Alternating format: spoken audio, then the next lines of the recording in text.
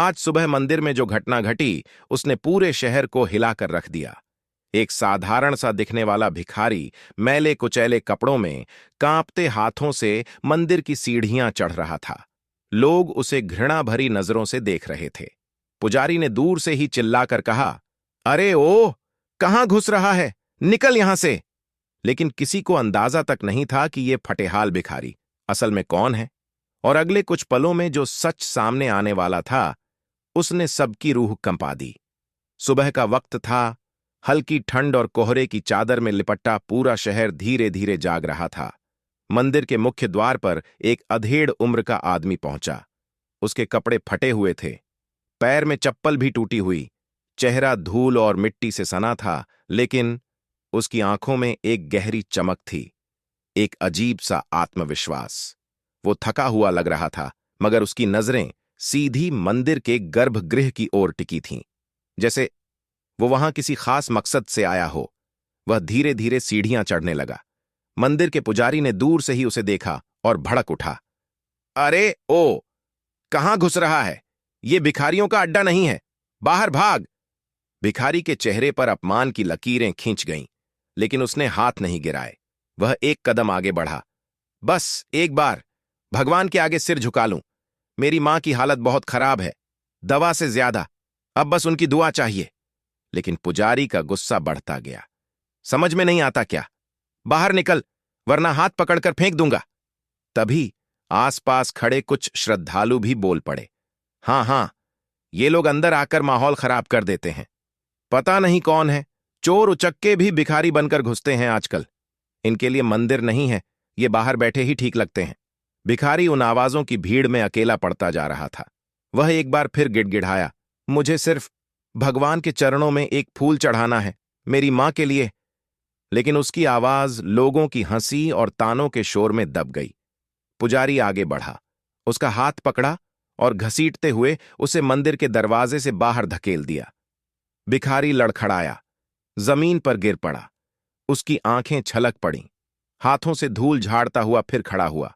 लोगों में से कुछ मुस्कुरा रहे थे, कोई वीडियो बना रहा था तो कोई कह रहा था, देखो देखो, इसे देखो, अच्छा मजाक बना है। किसी के चेहरे पर सहानुभूति नहीं थी।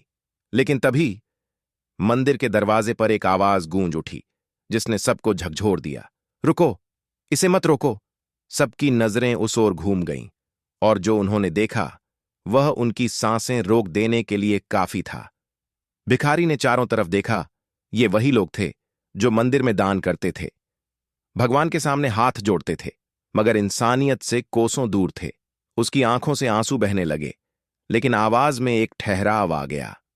वो धीमे स्वर में बोला, भगवान सब देख रहे हैं, समय का चक्र घूमता है। आज तुमने मुझे मंदिर से बाहर निकाला है, कल जब सच सामने आएगा तब पछतावा भी कम पड़ेगा। यह कहकर वो वहां से चला जाता है।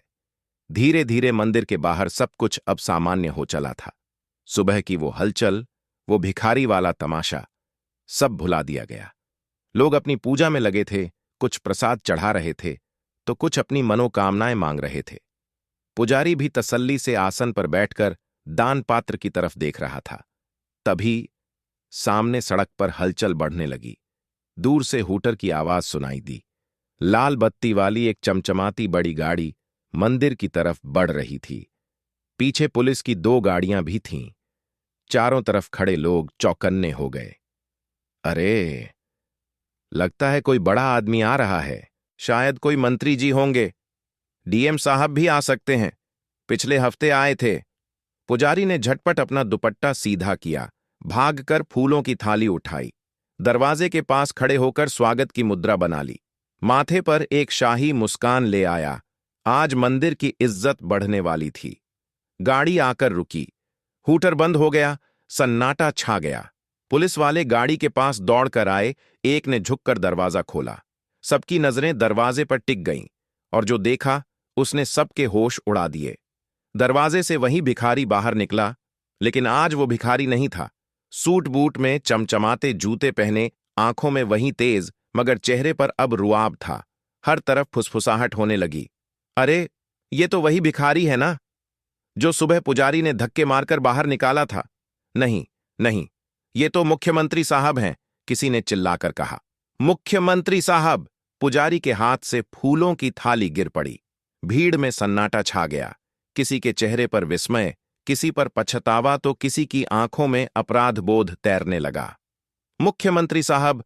और ये सुनते ही जैसे मंदिर के आंगन में बिजली गिर गई। पुजारी का चेहरा सफेद पड़ गया। हाथ से फूलों की थाली छूटते छूटते बची। उसकी आंखों में घबराहट थी, होंठ कांप रहे थे। वो हड़बड़ाकर आगे बढ़ा। म मां, मान्यवर, प्रणाम। मैंने पहचाना नहीं। वो सुबह। मुख्यमंत्री ने उसकी बात बीच में ही काट दी। उनकी आंखों में गुस्सा नहीं था, मगर एक गहरी चुभन थी। पहचाना नहीं या पहचान कर अनदेखा कर दिया था। पुजारी का गला सूख गया। उसके हाथ कांपने लगे। वहां मौजूद श्रद्धालुओं में सन्नाटा छा गया। वही लोग जो सुबह हंस रहे थे, मजाक बना रहे थे, वीडियो बना रहे थे, अब आंखें चुराने लगे। मुख्यमंत्री ने एक लंबी सांस ली और धीरे धीरे मंदिर की सीढ़ियां चढ़ने लगे। उनके हर कदम के साथ लोगों की धड़कनें तेज होती जा रही थीं। गर्भगृह में पहुंचे, भगवान के आगे सिर झुकाया। उनकी आंखें बंद थीं, जैसे भगवान से कुछ कह रहे हों। फिर प्रसाद लिया और शांत स्वर में बोले, आज मैं अपने व्यक्तिगत दौरे पर था। मां की तबीयत खराब है। उनके लिए प्रार्थना करने आया था। मगर मैंने देखा, यहां इंसानियत की हालत भी बीमार है। मंदिर भगवान का घर है, लेकिन अगर यहां किसी गरीब का स्वागत नहीं हो सकता, तो फिर अमीर का आशीर्वाद भी अधूरा है। सारा मंदिर परिसर खामोश था। हवा भी जैसे थम गई थी। पुजारी की आंखों में पछतावे के आंसू उमड़ पड़े। श्रद्धालु एक दूसरे का मुंह देखने लगे, लेकिन कोई कुछ बोल नहीं पाया। उनकी आत्मा अंदर ही अंदर उन्हें कचोट रही थी। मुख्यमंत्री वापस मुड़े। जाते जाते सिर्फ इतना कहा, भगवान के दर पर आने वाला हर इंसान बराबर होता है। ये बात जितनी जल्दी समझ जाओगे, उतना अच्छा है। मुख्यमंत्री की गाड़ी मंदिर से निकल चुकी थी, लेकिन वहां खड़े हर शख्स के दिल में उनकी बातें गूंज रही थीं। पुजारी की आंखों में पश्चाताप था। हाथ में प्रसाद की थाली लिए वो भगवान की मूर्ति के सामने बैठ गया। आज उसे एहसास हो चुका था कि मंदिर सिर्फ ईंट पत्थर की इमारत नहीं, बल्कि भावनाओं और इंसानियत का प्रतीक होता है। कांपती आवाज में बुदबुदाया, हे प्रभु, मैं भूल गया था कि आपका दरबार अमीर गरीब सबके लिए समान है। क्षमा करें। आसपास खड़े लोगों ने नजरें झुका लीं। वो श्रद्धालु जो सुबह हंस रहे थे, अब एक दूसरे से नजरें मिलाने से भी कतराने लगे। मंदिर के वातावरण में एक अजीब सी खामोशी थी, जो आत्मचिंतन का संकेत दे रही थी। तभी कुछ लोगों ने आगे बढ़कर मंदिर के बाहर बैठे असली भिखारियों को अंदर बुलाया, उन्हें पानी पिलाया, प्रसाद दिया, और पहली बार किसी ने उनके सिर पर हाथ फेरकर स्नेह से कहा, भाई, अब से ये मंदिर तुम्हारा भी है। वो भिखारी रो पड़ा, लेकिन आज उसके आंसुओं में बेइज्जती नहीं, अपनापन था। उसकी आंखों से बहते आंसू मंदिर के आंगन में नई रोशनी फैला रहे थे, और मंदिर के आंगन में पहली बार भगवान के साथ इंसानियत भी मुस्कुरा रही थी।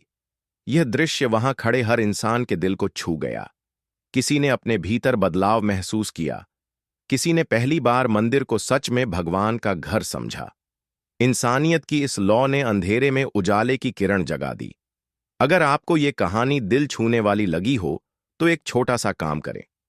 इस वीडियो को अभी अपने दोस्तों के साथ शेयर करें, ताकि ये संदेश और लोगों तक पहुंचे। और हां, नीचे कमेंट में अपनी राय जरूर लिखें।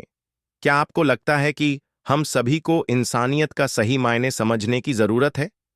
अगर आपने अभी तक हमारे चैनल को सब्सक्राइब नहीं किया, तो आज ही सब्सक्राइब करें, ताकि हम और भी ऐसी प्रेरणादायक कहानियां आपके लिए लाते रहें। याद रखें, आपका एक क्लिक किसी के दिल को छू सकता है।